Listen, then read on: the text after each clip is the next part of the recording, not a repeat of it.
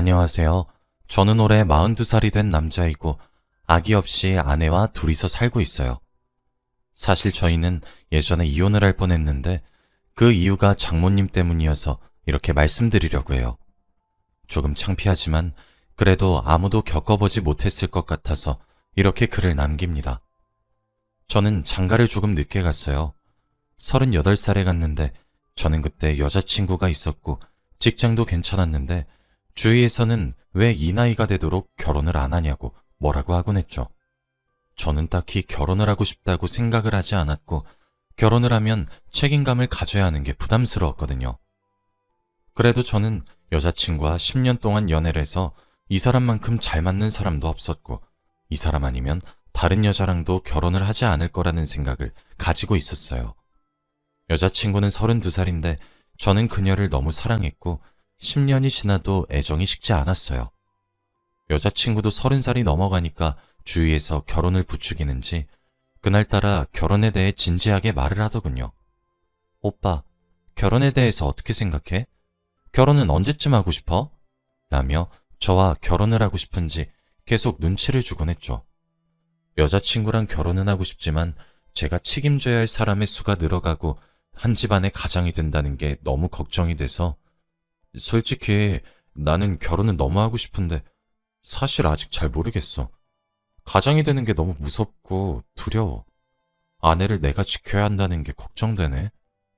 여자친구는 제 말을 듣고 한동안 말이 없었고 원래 가족은 서로를 지켜주는 거야, 오빠. 혼자서 마음의 짐을 짊어지려고 하지 마. 오빠, 나랑 결혼해 줄래?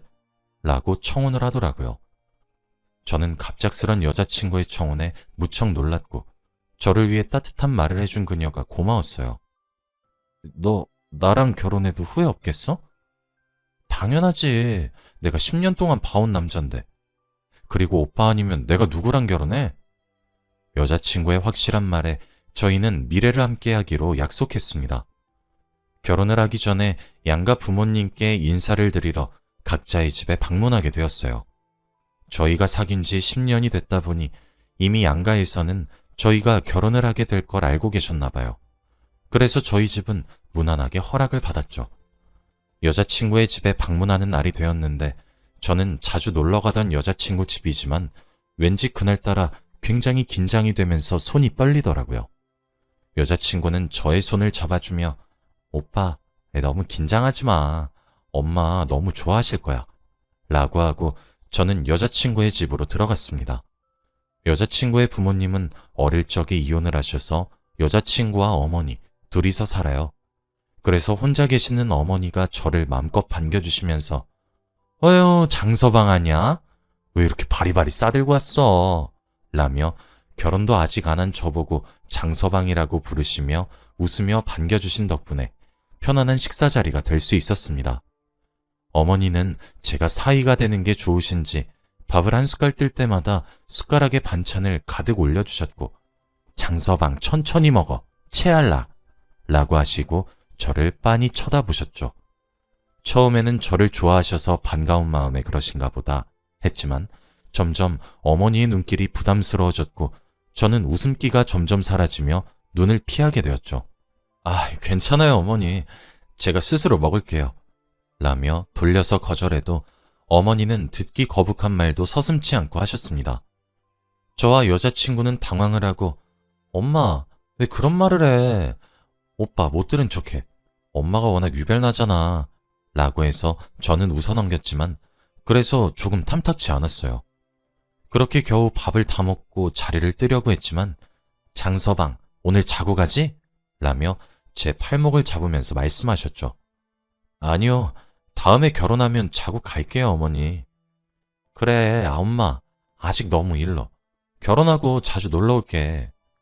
예, 너는 놀러 안 와도 돼. 우리 장서방만 오면 돼. 라고 장난스럽게 말씀하셨는데 여자친구의 표정은 딱히 좋지 않았습니다. 그렇게 여자친구의 집에서 탈출하다시피 나왔고 얼마 후 저희는 결혼식을 올렸죠. 정말 행복의 연속이었고 드디어 저만의 가정이 생긴다는 사실에 감격스러웠습니다. 저희는 신혼집에서 아무의 눈치도 받지 않고 행복하게 살고 싶었지만 장모님께서 신혼집 비밀번호를 알려달라고 하시며 연락도 없이 자주 저희 집에 오셔서 살림살이에 관여를 하셨어요. 처음에는 반찬도 주시고 청소도 해주셔서 감사했지만 점점 시간이 갈수록 한창 뜨거울 신혼에 장모님이 끼시니까 조금 불편한 감도 많이 있었죠. 아내도 그걸 느끼는지 언질하기 시작했죠. 엄마, 이제 그만 와도 돼. 우리끼리 알아서 잘해 먹어. 에이, 어린애들이 뭘 해 먹는다고. 엄마가 해준 밥이 제일 맛있는 거야. 장서방, 그렇지? 아, 예. 그렇게 거의 한 달에 10번은 넘게 저희 집에 마음대로 오셔서 저희 사이에 끼셨고, 보다 못한 아내가 비밀번호를 바꿔버렸어요. 그런데 장모님은 저에게 개인적으로 연락하셔서 비밀번호를 알려달라고 하셨기에 저는 찍소리도 못하고 알려드릴 수밖에 없었죠. 아내는 제가 너무 미웠겠지만 그래도 장모님인데 별 수 있나요? 아무튼 그렇게 평소처럼 살았어요. 사실 제 직업은 기자이기 때문에 출장이 잦아요. 특보를 위해서라면 지방이나 가끔씩은 해외도 가고, 그래서 아내와 떨어져 있을 시간이 너무 많았죠. 아내는 그런 저를 10년 넘게 봐온 사람이라 익숙해 있었습니다. 그래서 그런지 저희에게는 아이가 없었어요. 그렇게 그날도 기사거리를 취재하기 위해서 강원도로 일주일 정도 출장을 가야 했고, 아내는 아쉬워하며 조심히 잘 갔다 오라고 했죠. 저는 강원도의 한 호텔을 잡고 일주일을 묵게 되었습니다. 안 그래도 그때는 겨울이라 강원도는 너무 추웠고, 저는 하루 종일 취재를 위해 몇 시간 동안 밖에서 추위에 떨며 대기를 했기 때문에 몸이 너무 힘들고 지친 상태였어요. 그렇게 지친 몸을 이끌고 호텔로 돌아왔는데 아내가 오늘 하루를 어떻게 보냈는지 궁금하더라고요. 연애할 때는 출장이 자주 있어서 익숙하지만 결혼을 하고 나서는 처음 있는 출장이라 혼자 있을 아내가 너무 외로울 것 같았거든요. 그래서 전화를 해봤는데 아내는 바쁜지 전화를 받지 않았죠. 그래서 혼자 씻고 자려고 침대에 누운 순간 장모님에게 전화가 왔습니다. 장서방, 지금 어디야? 저 지금 강원도에 취재하러 출장 왔어요. 아, 그래? 나 지금 친구들이랑 강원도에 있는데 잘 됐다. 혹시 만날 수 있나? 중요하게 할 얘기도 있고. 아, 그래요? 그럼 어디서 뵐까요? 내가 자네 있는 곳으로 갈게. 주소 좀 문자로 보내주렴. 저는 너무 피곤하고 지친 상태였지만 장모님이 중요하게 할 얘기가 있다고 하셔서 어쩔 수 없다 생각했어요. 그래도 다행히 제가 있는 곳으로 와주신다고 하셨기에 저는 너무 감사했어요. 그렇게 30분 후 장모님께서 제가 묵은 호텔의 방으로 오셨는데 장모님의 손에는 와인이 있었습니다. 장모님, 이건 뭔가요? 뭐긴 뭐야, 와인이지. 이거 엄청 유명한 거야. 자네 오늘 추운데 열심히 일하지 않았나? 그래서 술 먹으면 몸이 좀 따뜻해지니까 몸 좀 녹일 겸 들고 왔어. 아, 그래도 저 내일 일해야 되는데. 에이, 와인 한 잔 가지고 뭘. 아, 장모님, 아까 중요하게 하실 얘기 있으시다고. 아, 그건 일단 앉아봐. 저희는 작은 탁자에 앉았고 장모님은 말씀을 하기 주저하시며 아무런 말도 하지 않으셨습니다. 장모님은 표정이 어두워지신 채 와인만 계속 따라주셨고 저는 도대체 얼마나 중요한 이야기길래 이렇게 아무 말도 안 하시는지 물어보고 싶었지만 그래도 저는 보채지 않고 따라주시는 술을 계속 먹었습니다. 점점 취기가 올라오니 장모님께서 그제서야 말씀하시더라고요. 장서방, 놀라지 말고 잘 듣게. 예, 장모님, 말씀하세요. 내가 말 안 하려고 했는데 사실 우리 딸 말이야. 요새 다른 남자가 생긴 것 같아. 네? 장난치지 마세요. 정말이야. 믿기 힘들겠지만 처음엔 우리 딸 보듬어 주려고 했는데 아무것도 모르는 장서방이 불쌍해서. 제가 전혀 안 믿으니 장모님은 휴대폰 속에 저장된 사진 한 장을 보여주셨어요. 저는 그때 술이 조금 취해서 잘 보이지 않았지만 대충 아내가 다른 남자와 함께 데이트하고 있는 사진인 것 같았죠. 저는 그 자리에서 울면서 장모님께 하소연을 했어요. 장모님, 어떻게 그럴 수 있죠? 저희가 함께한 세월이 무려 10년인데. 제가 서럽게 울며 신세 한탄을 하니 장모님은 저를 위로해 주시며 그치, 우리 딸이 잘못했지. 내가 애를 잘못 낳았어. 미안해, 장서방. 저는 처음 겪어본 아내에 대한 배신감에 사로잡혔어요. 장모님께서 저를 위로해 주셔서 저도 모르게 펑펑 울었습니다. 그리고 어느샌가 저도 모르게 잠이 들었나 보더군요. 저는 아침에 깨질 듯한 머리를 부여잡고 일어났는데 옆에 한 여자가 있는 것을 보았고 그 여자의 정체가 장모님인 것을 안 순간 비명을 질렀습니다.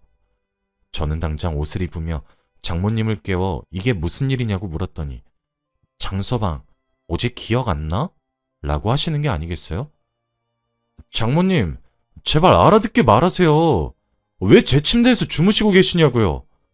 장서방, 어제 기억 안 나? 진짜 기억 안 나나 보네. 나 가지고 놀았던 거야? 저는 장모님이 보여주신 사진을 보며 펑펑 울었던 기억까지만 있었고 더 이상의 기억은 없었기 때문에 장모님의 말을 도저히 믿을 수 없었죠. 장모님, 저는 기억이 나지 않아요. 제발 진실을 말해주세요. 자네 정말 실망이네. 자네 옆에서 밤새도록 위로해준 사람을 이렇게 몰라봐도 되는 거야? 저는 아내에게 어떻게 말을 해야 할지 너무 무서웠어요. 자신의 엄마와 남편이 그런 짓을 했다는 게 얼마나 충격이 크겠어요. 저는 장모님을 내쫓고 혼자 방에 남아 어젯밤 일을 곰곰이 생각을 해봤지만 아무리 기억을 하려 해도 생각나지 않았고 아내에게 도대체 어떻게 말을 해야 할지 고민이 되었죠.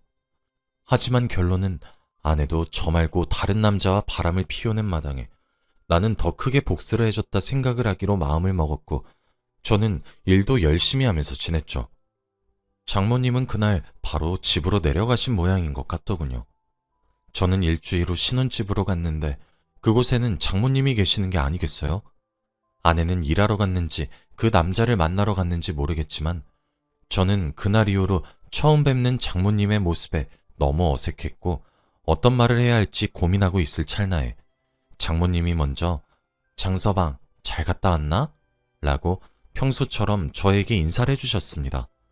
저도 네라고 한 뒤 저희 사이에는 정적이 흘렀죠. 장서방, 그날 일은... 장모님, 저희 그냥 없던 일로 해요. 전 사실 기억도 안 나고 못 믿겠어요. 그냥 아내한테는 말하지 말고 저희끼리 평생 무덤까지 가져가요. 어떻게 있는 일을 없던 일로 할 수 있겠나? 난 아직도 그날의 일이 생생한데. 라며 저에게 사진 한 장을 보여주셨고 그 사진 속에는 저와 장모님의 다정한 모습이 담겨 있었습니다. 장모님이 사진을 찍으셨더군요. 장모님, 이건 대체 언제... 자네가 이렇게 말 돌릴까봐 내가 증거를 남겨놨지. 이제 아무 말도 못하겠지? 장모님, 저 정말 기억이 안 나요. 저 원래 취해도 필름이 끊기는 성격이 아닌데 제발 아내한테 모른 척 해주세요. 지금 내 딸도 다른 남자 만나러 가는 마당에 장서방이라고 다른 여자 못 만날 이유가 있겠나?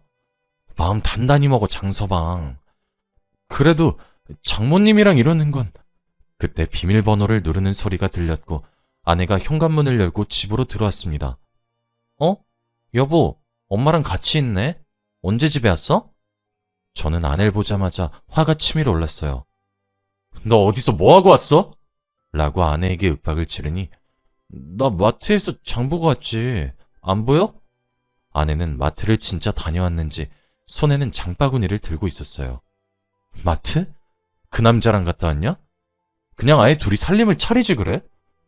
무슨 소리야 여보. 갑자기 왜 그래? 그 남자라니? 너 바람 핀다며. 다 알고 있으니까 솔직히 말해. 증거도 있어. 내가 바람을 핀다고? 도대체 어디서 그런 소리를 들은 거야? 증거가 뭔데? 장모님, 그때 저한테 보여주신 사진 보여주세요. 뭐? 엄마가? 엄마, 대체 오빠한테 무슨 말 했길래 오빠가 이래? 장모님은 당당히 자신의 휴대폰을 건네며 아내가 다른 남자와 있는 사진을 보여주셨고 아내는 당황하며 이게 뭐야? 오빠, 설마 믿는 거 아니지? 야, 이걸 내가 어떻게 안 믿냐? 뻔히 나와 있는데. 그냥 이제 솔직히 말해. 진짜 답답해. 오빠, 진짜 아니라고 나. 너 언제까지 그렇게 발뺌할래? 지금 여기에 증거가 다 있는데. 아내는 사진을 자세히 보더니, 오빠, 이거 사진 합성한 건데? 야, 이젠 아예 핑곗거리도 만들겠다 이거냐? 도대체 어디가? 저는 아내가 보고 있던 사진을 빼앗아 보니 그땐 제가 술에 취해서 제대로 보지 못했던 사진이었는데 지금 보니 정말 합성이더군요. 사진도 삐뚤하고 누가 봐도 다른 사진이랑 붙여놓은 티가 났어요. 저는 장모님을 쳐다봤어요. 장모님은 식은땀을 잔뜩 흘리고 계셨습니다. 장모님, 이게 어떻게 된 일이에요? 입이 있다면 설명 좀 해보세요. 저는 도대체 이게 무슨 일인지 궁금했고 장모님의 어깨를 잡고 마구 흔들며 물어도 장모님은 아무 말 없으셨어요.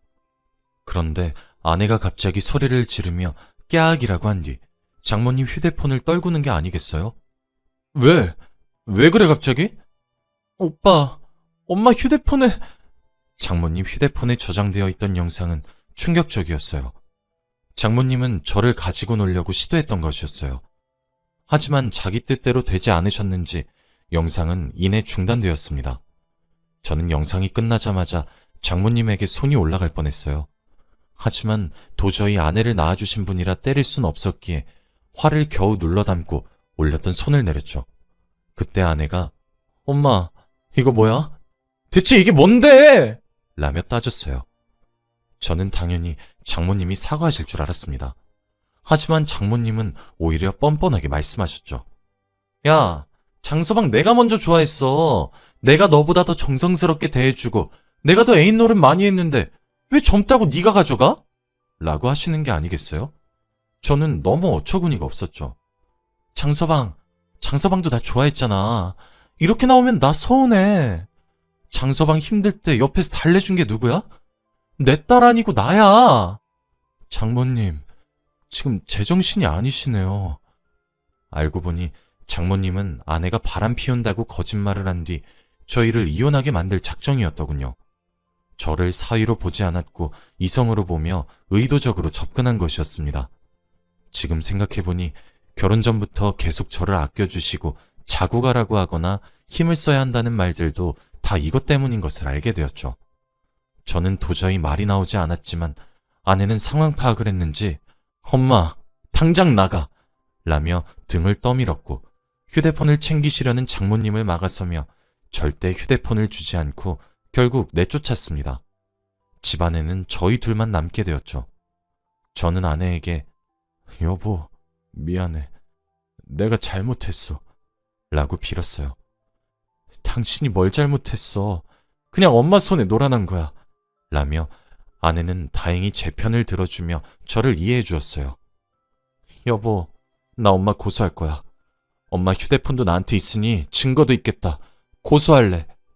아내의 선택은 너무 확고했고 저는 순순히 아내의 의견을 따르기로 결정했습니다. 평생 엄마와 단둘이 살던 딸이 한순간에 이렇게 배신을 당했는데 상처가 얼마나 컸겠어요. 그렇게 아내는 고소를 진행했는데 고소 진행 과정에서 뵌 장모님은 끝까지 저보고 우리 딸이 힘들게 하면 나한테 와 라고 말을 하셨습니다. 제 개인적인 생각이지만 장모님은 아마 정신이 온전치 않으신 것 같아요. 지금은 저와 아내는 이제 장모님과 엄마가 없다는 셈 치고 살고 있어요. 몇 년이 지난 지금은 행복하게 살려고 합니다. 아긴 없지만 그래도 둘이서 장모님 때문에 못했던 신혼생활을 즐기는 중이에요. 제 사연 들어주셔서 감사합니다.